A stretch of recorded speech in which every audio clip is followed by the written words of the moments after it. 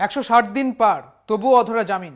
শুনানির শেষ পর্বে হঠাৎ ইডির আইনজীবীর মন গড়া সওয়াল, আদালতে নথি দিতে ব্যর্থ ইডি। কলকাতা হাইকোর্টের ভৎসনার মুখে ইডির আইনজীবীরা। শুক্রবার কৌস্তুভ রায়ের জামিনের মামলার শুনানির 14তম দিন। বিচারপতি তীর্থঙ্কর ঘোষ আদালতে ঘোষণাও করেছিলেন এদিন তিনি শুনানি শেষ করে রায়দান করবেন। আগের শুনানিতে বৃহস্পতিবার বিচারপতির মন্তব্য, আমার বিবেচনায় এই গ্রেফতার অগ্রিম গ্রেফতার, নথি খতিয়ে না দেখেই গ্রেফতার করা হয়েছে। শুক্রবারের শুনানি পর্বে ওয়াইজে দস্তুর কৌস্তুভ রায়ের আইনজীবী। পিনকনে বিজ্ঞাপন চালানো সংক্রান্ত মামলায় গ্রেফতার করা হয় কৌস্তুভ রায়কে। গ্রেফতারের পর ইডি হেফাজতে ছিলেন আবেদনকারী। জেলে হেফাজতে থাকাকালীন জেলে গিয়েও জিজ্ঞাসাবাদ করে ইডি। জেলে অসুস্থ হয়ে পড়েন কৌস্তুভ রায়। জেল হাসপাতালের সুপারিশে এসএসকেএম হাসপাতালে ভর্তি করা হয় তাকে। অন্য একটি মামলায় হাসপাতালে গিয়ে জিজ্ঞাসাবাদ করা হয়।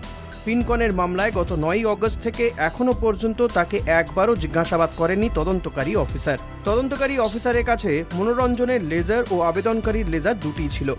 সেই লেজার খতিয়ে না দেখে প্রথম দিনেই আবেদনকারীকে গ্রেফতার করা হয়। আসলে মনোরঞ্জনের লেজারটিকে মন গড়াভাবে তৈরি করেছিল ইডি। গ্রেফতারের সময় শুধু মোবাইল ও কিছু ডেটা সিজ করা হয়েছিল, কিন্তু গ্রেফতারের দিনই তা সিল করা হয়নি। 17 জুলাই গ্রেফতার করার সময় মোবাইল সিজ করে সিল করা হয়। সিল করার সময় থাকা সাক্ষীদের অনুপস্থিতিতেই 19 তারিখে সেই সিল খোলা হয়। দুদিন ফেলে রাখার পর 21শে জুলাই ডাটা পরীক্ষা করতে শুরু করে ইডি। পরে আবার সিল করার সময় পূর্বের সাক্ষীরা সই করতে অস্বীকার করেন, কারণ যে সফটওয়্যারের মাধ্যমে এই ডেটাগুলিকে পরীক্ষা করা হয়েছে সেটি একটি ইসরায়েলের রিমোট কন্ট্রোল সফটওয়্যার, ফলে সেখানে সম্ভাবনা থেকে যায় অতিরিক্ত সংযোজনের। এছাড়াও সিল করার সময় যে সিম IMEI নাম্বার ছিল, পরবর্তীকালে সিল খোলার পর পুনরায় সিল করার সময় দেখা যায় ওই IMEI নাম্বারে পরিবর্তন ঘটেছে। সেই কারণেই সাক্ষী ওই পঞ্চনামায় স্বাক্ষর করতে চাননি, তা ইডির নথি থেকেই প্রমাণিত। বারংবার ইডির কাছে নথি চেয়েও পাওয়া যায়নি। তারা বারবার জানিয়েছে তারা যা কিছু জমা করবে তা আদালতে। নিয়ম অনুযায়ী গ্রেফতারির সময় কেন গ্রেফতার করা হচ্ছে সেই সমস্ত নথি দিয়েই গ্রেফতার করতে হয়। পিনকনের 800 কোটির আর্থিক দুর্নীতি, বিজ্ঞাপন বাবদ 5 বছরে মাত্র 72 লক্ষ টাকার ক্যাশ লেনদেন হয়েছে, যা মাত্র 0.10%। তাও এই ক্যাশ অর্থ নেওয়া হয় মনোরঞ্জনের দেওয়া চেক বাউন্সের প্রেক্ষিতে। কিন্তু ইডি বারংবার বলে আসছে প্রচুর টাকা লেনদেন। মনোরঞ্জনের সঙ্গে বিজ্ঞাপন বাবদ আর্থিক লেনদেনের সমস্ত হিসেবই আয়কর আইন অনুযায়ী দেখানো আছে। ইডি যে সমস্ত ভুয়ো বিলের গল্প বলছে সেটা ঠিক নয়। ট্যাম ও বার্কের রিপোর্ট অনুযায়ী বিজ্ঞাপনগুলি যে চলেছে তা পরিষ্কার। সুতরাং ইডির ভুয়ো বিলের তথ্য সম্পূর্ণ ভিত্তিহীন।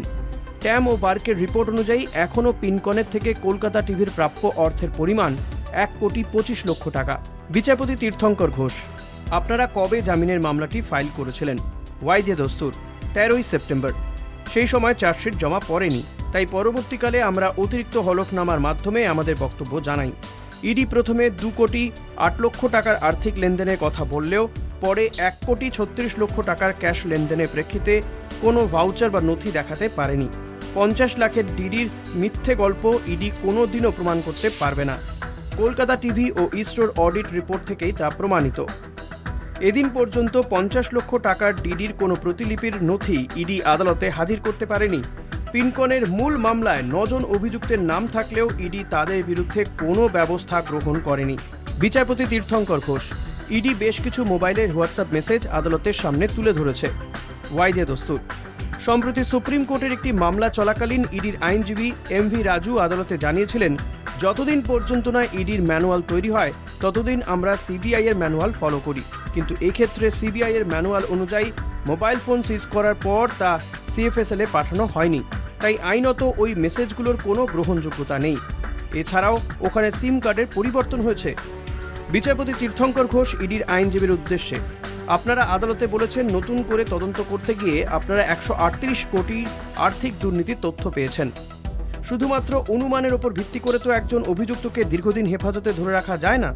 কোন নথির ভিত্তিতে আপনারা এই বিপুল পরিমাণ আর্থিক দুর্নীতির অভিযোগ আনছেন সেই নথি আদালতে পেশ করুন, নতুবা তদন্তকারী অফিসারকে স্বাক্ষর করে সেই সমস্ত তথ্যের ভিত্তিতে রিপোর্ট জমা করতে বলুন। আদালতের নির্দেশ মতো শুক্রবার নির্দিষ্ট সময়ের মধ্যে ইডি সেই নথি পেশ করতে পারেনি। এরপরেই বিচারপতি তীর্থঙ্কর ঘোষ ভৎসনা করেন ইডির আইনজীবীকে। বিচারপতি তীর্থঙ্কর ঘোষ, আপনারা আদালতে নথি জমা করতে যখন পারবেন না তখন আদালতের কাছে 138 কোটির কথা তুললেন কেন? আমি সিদ্ধান্ত নিয়েছিলাম আজই এই মামলার রায় ঘোষণা করব। আমি যদি এখন রায় ঘোষণা করি তাহলে আমাকে আপনাদের আনা প্রথম অভিযোগের 4 কোটির ওপরেই রায় ঘোষণা করতে হবে। সেক্ষেত্রে 138 কোটির বিষয়টা বাদ দিতে হবে। আপনারা কেন প্রথমে এই 138 কোটির বিষয়টা বলেননি? যেহেতু আপনারা আদালতে 138 কোটির বিষয়টা তুলে ধরেছেন, তাই আমি আমার নির্দেশিকা থেকে ওই 138 কোটি বাদ দিতে পারি না। ধীরেশ দ্বিবেদী, ইডির আইনজীবী। আমি আদালতের কাছে ক্ষমা প্রার্থী। বিচারপতি তীর্থঙ্কর ঘোষ, শুধু এই মামলা নয়, প্রত্যেকটি মামলার ক্ষেত্রে আমি দেখছি আপনারা সব সময় শেষ মুহূর্তে এসে একটি করে কাগজ আদালতে পেশ করেন। এর ফলে বিচার প্রক্রিয়া স্তব্ধ হয়ে যায়। সিবিআই হলে আমি বিষয়টা খতিয়ে দেখতাম। আপনারা আর্থিক লেনদেনের তদন্ত করেন, কিন্তু আপনাদের এই তদন্তটা অনেকটা পুলিশের তদন্তের মতো হয়ে দাঁড়াচ্ছে। ধীরেশ দ্বিবেদী, ইডির আইনজীবী। আমি আদালতের কাছে ক্ষমা প্রার্থী। বিচারপতি তীর্থঙ্কর ঘোষ, আপনাদের তদন্তকারী অফিসার কোথায়? ইডির সুপিরিয়র আমার বস নন। এইভাবে আপনারা প্রতিটি মামলা বিলম্ব করেন। আপনারা সুপ্রিম কোর্টে এক ধরনের কথা বলেন, আবার হাইকোর্টে এক ধরনের কথা বলেন। ওয়াইজে দস্তুর, নিম্ন আদালতে আবার অন্য কথা বলে। বিচারপতি তীর্থঙ্কর ঘোষ, আমি চেয়েছিলাম আজই মামলার রায়দান করতে, কিন্তু ইডির পক্ষ থেকে 138 কোটির নথি জমা না পড়ায় আমার পক্ষে রায়দান করা সম্ভব হচ্ছে না। আদালতের নির্দেশ, আগামী 2রা জানুয়ারি ইডিকে 138 কোটি টাকার নথি আদালতে জমা করতে হবে। ওই দিনই কৌস্তুভ রায়ের জামিন মামলার রায়দান করবে আদালত। 14 দিন শুনানি হলেও ইডির অকর্মণ্যতার জন্য রায়দান করতে পারলেন না বিচারপতি তীর্থঙ্কর ঘোষ। কলকাতা টিভি।